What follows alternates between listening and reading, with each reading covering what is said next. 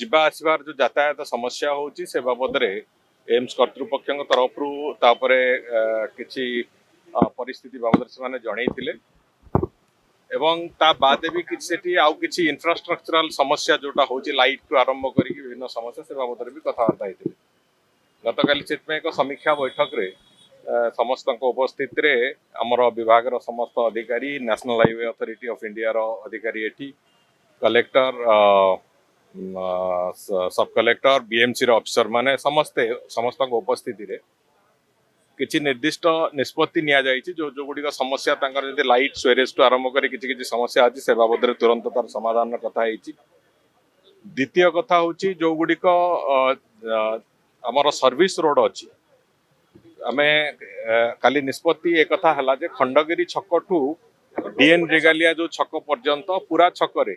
दी पट जाक एनएच रो दी पट जाक जो सर्विस रोड अछि ताकू 3 लेन सर्विस रोड करिया को उभय पटरे 3 लेन सर्विस रोड करिया पय जा फल कि पेशेंट माने एवं अन्य मानक जीवा आसिया को सुविधा हबो एवं विशेष करी कि 3 लेन जो सर्विस रोड हबो सेत्रु 2 लेन लोकंक यातायात पय रहिबो आउ गोटिए लेन को डेडिकेटेड रास्ता भावरे एम्बुलेंस जीवा आसिया पय छाड़िबा पय एक ग्रीन कॉरिडोर एम्बुलेंस पय करबा को से बाबद रे काली भी से आलोचना हेछि एवं से बाबद रे भी निष्पत्ति निया जाउछि तेणु करी ग्रीन कॉरिडोर हेले अंतत एम्बुलेंस कोनोसी जगह रे अपेक्षा करिया को पड़िबोनी एवं सीधा सड़क भाव में एम्स जीवा पय जो रास्ता से कथा सफलतार सहित से कथा करा जाय परिबो मोर पूर्ण विश्वास कि जोटी जोटी संभव होछि मेडिकल माननकु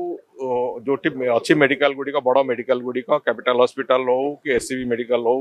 एमकेसीजी हो वीएसएस हो सबु जगह रे विशेष करी कि आमे जदि सेठी एम्बुलेंस पई रास्ता